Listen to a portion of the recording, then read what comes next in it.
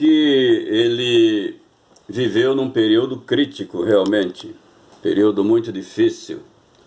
Um rei ímpio, que era o rei Jeoaquim, e uma ameaça catastrófica, que era a invasão da Babilônia sobre Judá. Israel já tinha desaparecido do mapa, a região do norte, e agora restava apenas a região do sul, que um século mais tarde seria também destruída pelos babilônicos e levada para o exílio, onde permaneceria há cerca de 70 anos. Na realidade, o que nós temos em Abacuque é conhecido como profeta filósofo, devido às suas aplicações, né? Ele é bem direto, objetivo, sensível nas suas observações. E o quadro, irmão Laerte, realmente em que Judá vivia, poderia bem estar descrito nos jornais de hoje. Se nós abrirmos as nossas Bíblias lá no livro de Abacuque, no primeiro capítulo, nós vamos ver a descrição do caos, capítulo 1, versículo 2. Né? Abacuque faz um clamor dizendo: até quando, Senhor, clamarei por socorro sem que tu ouças? Para ele parece que Deus estava indiferente diante do caos. E aí ele destaca a situação no final do versículo 2, violência, né? Versículo 3, injustiça, maldade, destruição, a justiça falha e frouxa, né? Enfraquece. Os ímpios prejudicam os justos, e assim a justiça é pervertida. Portanto, qualquer semelhança com os dias atuais, né, nós percebemos que realmente o ser humano é o mesmo na antiguidade e o mesmo hoje e será para sempre. Então, Abacuque descreve essa situação. E lá no capítulo 3, ele vai fazer uma confissão de fé.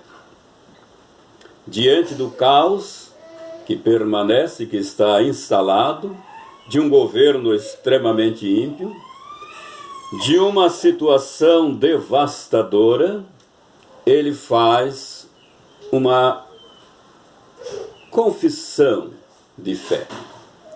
Nas seguintes palavras: mesmo não florescendo a figueira, e não havendo uvas nas videiras, mesmo falhando a safra de azeitonas, não havendo produção de alimentos nas lavouras, nem ovelhas no curral, nem bois nos estábulos, ainda assim eu exultarei no Senhor e me alegrarei no Senhor. Olha só o quadro, meus irmãos. As plantas e animais destruídos. A base da subsistência humana falhou. A destruição, um quadro de destruição generalizado. E foi entendido pelo profeta como um juízo do Altíssimo devido ao pecado de Judá.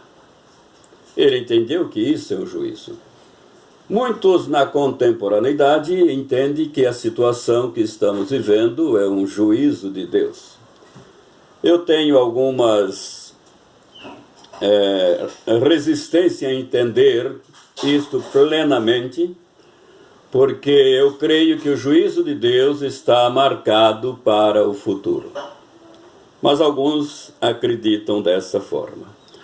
Mas diante do quadro de caos, do quadro de desastre, Abacuque, ele tem a consciência clara, como o irmão Reinaldo frisou no começo, que isso é passageiro, que isso é temporário, que Deus iria intervir no tempo próprio. E essa consciência de que isso é temporário e que não vai permanecer para sempre, despertou a consciência de Abacuque para esta confissão de fé extraordinária. Deus é a minha salvação. Isso nos faz lembrar de uma outra situação caótica que viveu o nosso patriarca Jó na antiguidade. Quando o caos destruiu completamente a sua família, os seus bens, e ele ficou numa situação extremamente de penúria. Até mesmo a sua conselheira, que dormia ao seu lado, deu-lhe um conselho terrível: amaldiçoa o teu Deus e morra. A situação é insustentável. Ela não via saída. Mas o que foi que Jó respondeu? Sei que o meu Redentor vive. Aleluia, glória a Deus. Isso até nos arrepia, irmãos. Nos causa arrepios diante de uma situação extremamente desesperadora. Este homem levanta sozinho e faz esta afirmação: nem tudo está perdido. Ainda temos um Deus que controla a história. Isso nos mostra, irmãos, que tanto Abacuque como Jó, eles não estavam controlados pelas situações adversas, pelas situações que estavam ocorrendo ao seu derredor no dia a dia.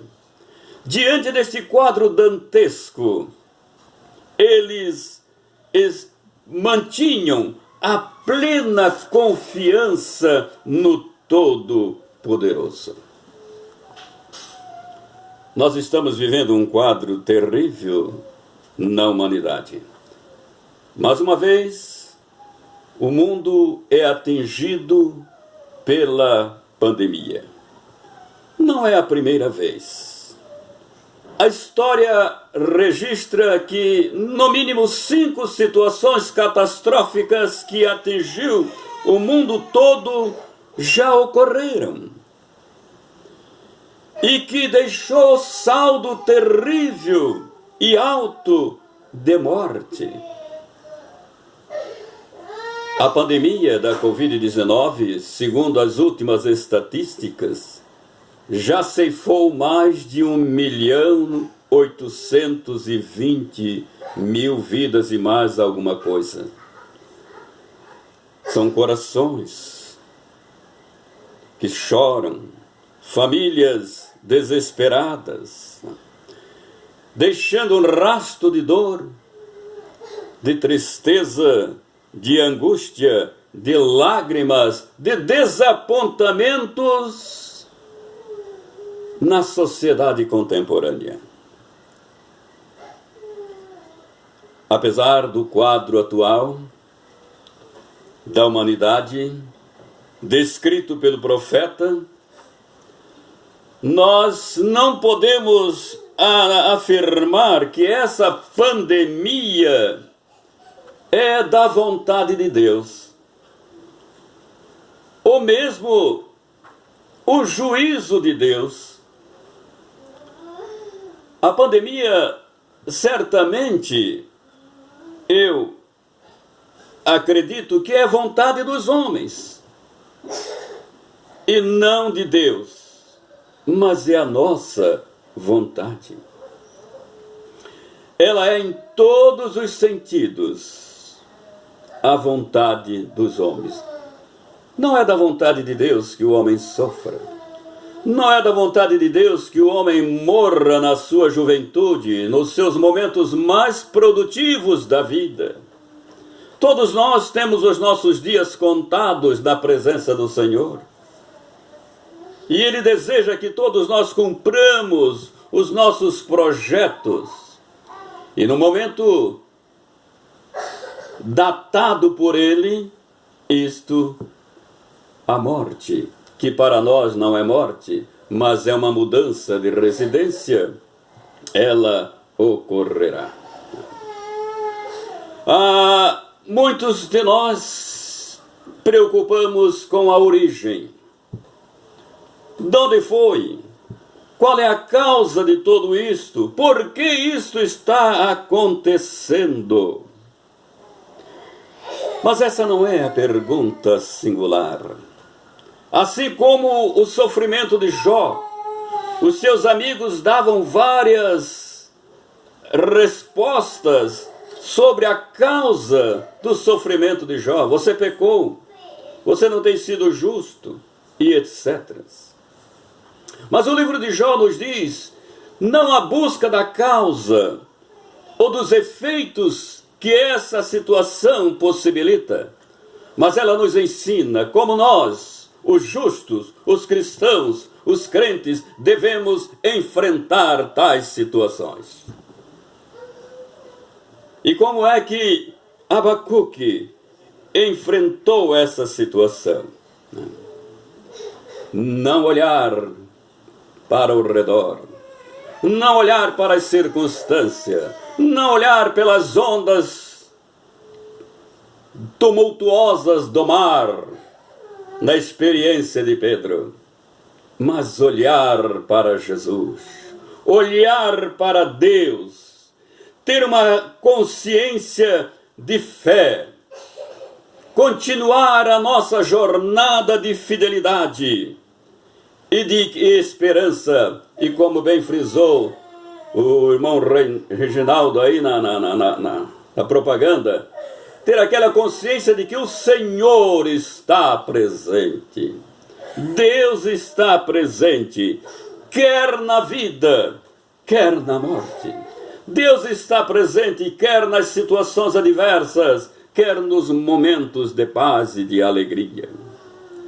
Aliás, são os momentos de adversidades que revelam a presença do Senhor, a companhia do Senhor.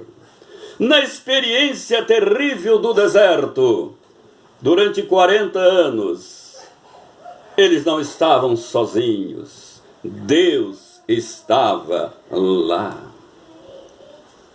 Na experiência de Daniel na cova dos leões, Daniel não estava sozinho nessa situação assustadora. Deus estava lá. Na fornalha, quando os amigos são lançados naquela fornalha terrível e ardente para serem queimados, lá estava o quarto homem. Aleluia! Deus estava lá. Na prisão com José, Deus estava lá. No dilúvio do passado, quando a humanidade existente desapareceu, mas já tinha o justo Noé, Deus estava lá. Aleluias. Irmãos, nesta pandemia, nós não estamos sozinhos. Ainda que choremos, ainda que sintamos a dor da perda, o sofrimento, mas sabemos que tudo é temporário. Vai passar. E aquilo que virá para o futuro, para aqueles que temem ao Senhor, não se pode comparar com as realidades presentes. Essa alegria, esta segurança, esta exultação, não é masoquismo, mas é uma descrição de como nós, os justos, devemos enfrentar as diversidades. Não com desespero. Choramos, é verdade, isso faz parte da nossa emoção, da nossa natureza. Sentimos tristezas e às vezes até angústias. Mas temos também esperança. Não enfrentamos essas situações culpando A ou B, mas enfrentamos essa situação confiando na força do verdadeiro Deus, que é o nosso sustento. Portanto, irmãos, é isso que a palavra de Deus e que Abacuque nos ensina. Como enfrentar esta situação? Com fé, fidelidade, amor e esperança. Que Deus nos abençoe. Amém.